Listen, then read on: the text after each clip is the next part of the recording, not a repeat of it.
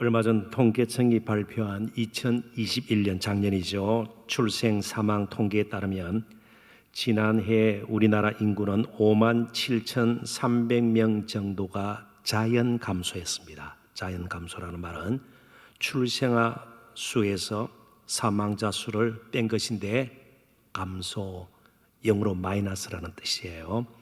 지난해 태어난 출생아가 26만 500명에 그친 반면 사망자의 수는 31만 7,800명 정도로 늘면서 인구가 자연적으로 감소한 것입니다. 2020년부터 2년 연속 자연 감소세가 이어지고 있습니다. 그 말은요, 인구가 계속 줄기 시작했다. 아무튼 인구 감소의 위기를 저희들은 이제 느끼게 되는 것이죠. 제가 그런데 성도 여러분들과 함께 주목하자 하는 것은 죽음이 우리에게는 결코 낯설지 않다는 거예요. 작년만 하더라도 가까이 있는 가족일 수도 있고요, 잘 아는 사람, 동료, 이전에 알고 있던 사람 등등 31만 7,800명이 세상을 떠난 겁니다. 그리고 뉴스를 보면 죽음의 소식은 끊임없이 들려와요. 코로나 병상에서, 우크라이나 전쟁터에서, 각종 사고와 사건의 현장에서, 방화범 때문에 살인으로 말미암아 이 죽음의 소식 늘 듣게 됩니다. 죽음의 위세가 워낙 세어서 모두가 그래서 아무 말도 하지 않고 잠잠하게 뉴스를 접할 뿐입니다. 죽음은 그래서 우리에게는 물론 급작스러운 안타까운 죽음이 있죠. 그래서 당황스럽기도 하고 원망스럽기도 하고 낙심이 됩니다. 그럼에도 불구하고 자연스럽게 받아들여요. 죽음은요, 자연스럽게요. 죽음에 대해서 막 따지고 분석하고 별로 그러지 않습니다. 죽지 않기 위해서 여러 가지 모양으로 약을 쓰기도 하고 수술을 받기도 하고요. 그렇습니다. 미리 예비도 하고, 자연재해도 마찬가지고요, 산업재해도 마찬가지고요. 그래서 법을 만들어서 준비도 하고 그렇습니다. 그런데 부활은요, 자연스럽게 받아들여지지 않는 것입니다. 부활은 믿음의 영역입니다. 그런데 사도 바울 시대에 특별히 고린도 교회 교인들 가운데서도 몸의 부활을 믿지 않는 사람들이 있었습니다. 본문에 그 내용이 담겨 있죠. 12절, 그리스도께서 죽은 자 가운데서 다시 살아나셨다 전파되었거늘 너희 중에서 어떤 사람들은 어찌하여 죽은 자 가운데서 부활이 없다 하느냐. 고린도 교회 성도들도 여러 모양으로 죽음을 접한 사람들입니다. 그런데 부활은요, 예수님의 부활을 직접 본 사람이 그 가운데 한 사람도 없습니다. 대신 전파되었거늘, 지금 바울은 전파라는 말을 사용해서 예수 그리스도의 부활 혹은 몸의 부활이 그분의 예수 그리스도의 십자가의 대속의 죽음과 더불어서 기독교 신앙의 근간, 정말 근본적인 뿌리 혹은 중심이 된다는 사실을 분명히 하고 있습니다. 그러니까 우리가 믿음으로 산다는 것은 예수 그리스도의 십자가의 죽음과 예수 그리스도의 죽은 자 가운데서 살아나심을 동시에 믿는 거예요. 한쪽만 치우쳐서 붙드는 것이 아니라는 겁니다. 이제 1절부터 4절을 바울은 이렇게 시작을 하고 있습니다. 형제들아, 내가 너희에게 전한 복음을 너희에게 알게 하노니 이는 너희가 받은 것이요 또 그 가운데 선 것이라. 너희가 만일 내가 전한 그 말을 굳게 지키고 헛되이 믿지 아니하였으면 그로 말미암아 구원을 받으리라. 십자가의 죽음과 예수님의 빈무덤, 이걸로 인해서 그게 복음의 내용이고 그로 말미암아 구원을 받으리라. 그걸 믿을 때 구원을 받으리라. 내가 받은 것을 먼저 너희에게 전하였노니 이는 성경대로 그리스도께서 우리 죄를 위하여 죽으시고 장사 지낸 바 되셨다가 성경대로 사흘 만에 다시 살아나사.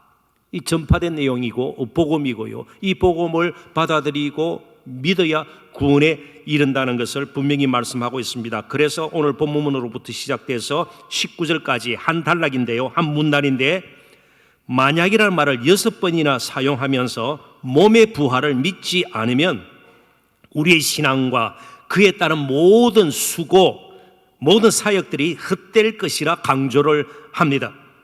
만약 부활이 없다면, 만약 부활이 없다면, 이런 식으로 말이죠.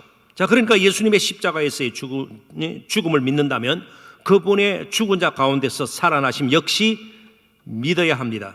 자, 그렇다면 문제는요, 왜 부활이 없다고 말을 할까? 왜 부활이 없다고 말하는 사람들이 있을까 하는 것입니다.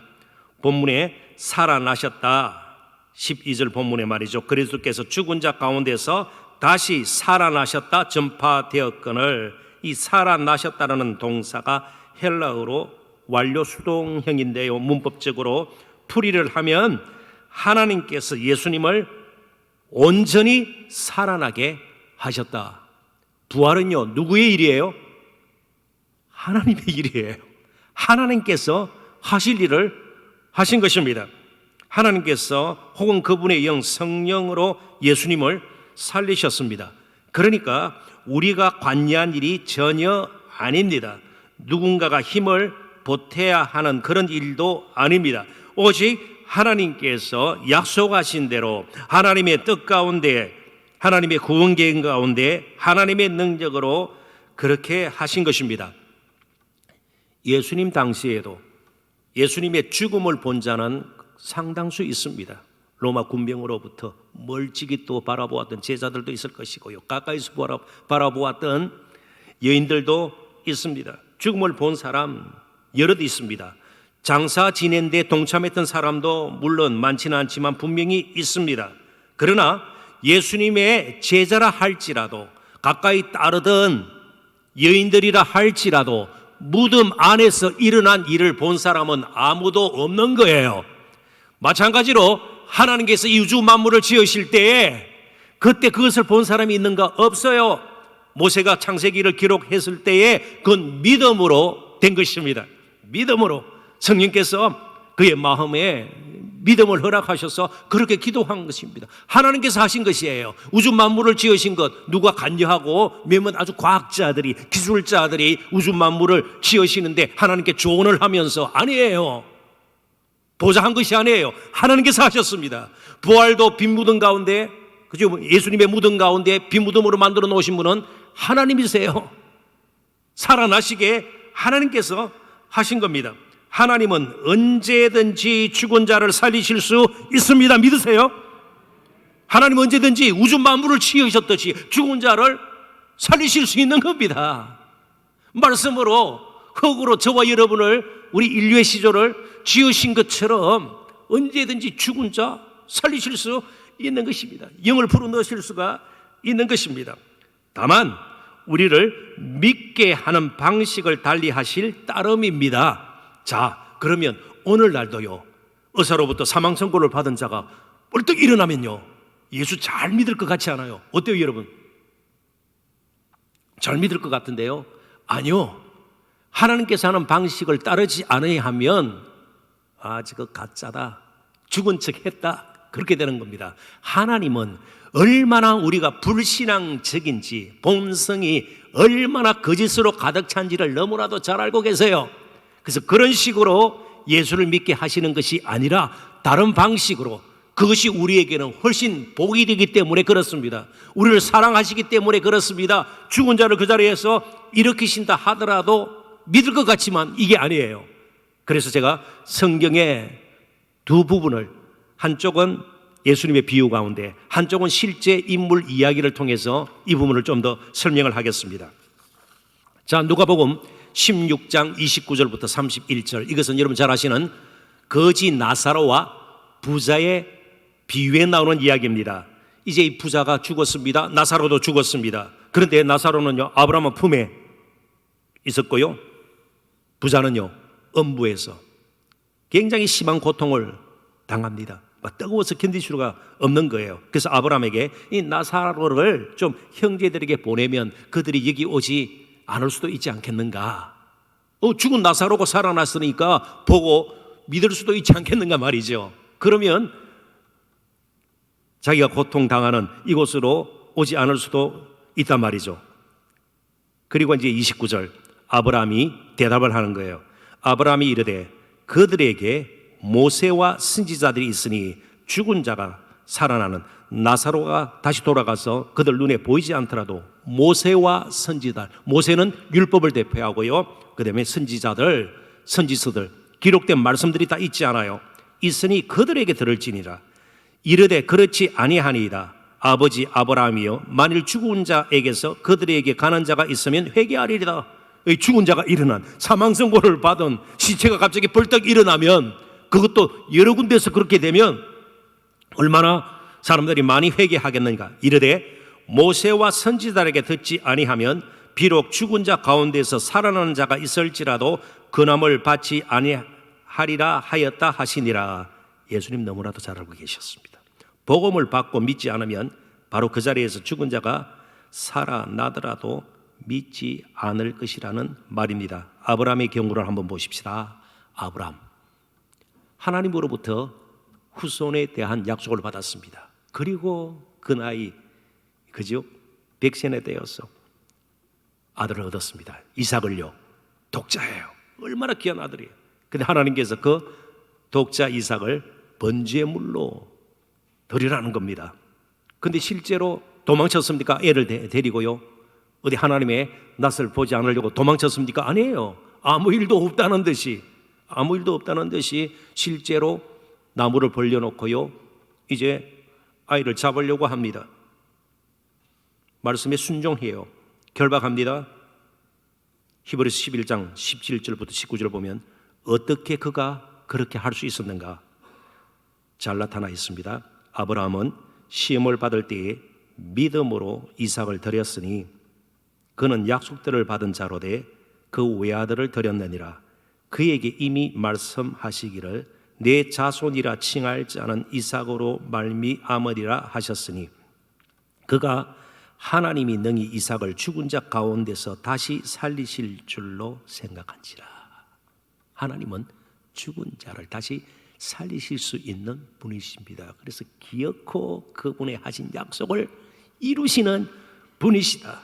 비유컨대 그를 죽은 자 가운데서 도로 받은 것이니라. 하나님의 말씀 복음을 믿지 않으면 그 무엇도 믿지 않게 됩니다. 이제 말씀을 정리하려고 그래요. 오늘 본문의 말씀을 가지고 제가 잡은 설교의 제목, 주제이기도 해요. 부활이 있다. 부활이 있어야 됩니다. 부활이 있어야 됩니다. 한 가지 이유 때문입니다. 죽음은 굉장히 자연스럽고요, 우리를 아프게 하고 슬프게 하고 정말 답답하게 하고 모든 것을 끊어놔요. 그런데 부활을 이기는 것은 무엇밖에 없을까요? 신약, 새롭게 발명된 양료, 새로운 의료기술요? 아니에요. 죽음을 이기는 것은 부활밖에 없습니다. 부활밖에 없어요. 예수 그리스도의 부활이 있어야 우리가 죽음을 이길 수가 있어요. 우리 힘으로는 죽음 앞에 맥을 못 쳐요. 장례식장에 갔을 때 우리 모습을 보십시오. 그냥 잠잠히 있는 거예요. 죽음 너무 자연스럽고 너무나도 우리에게는요, 힘이 있어 보이는 것이에요.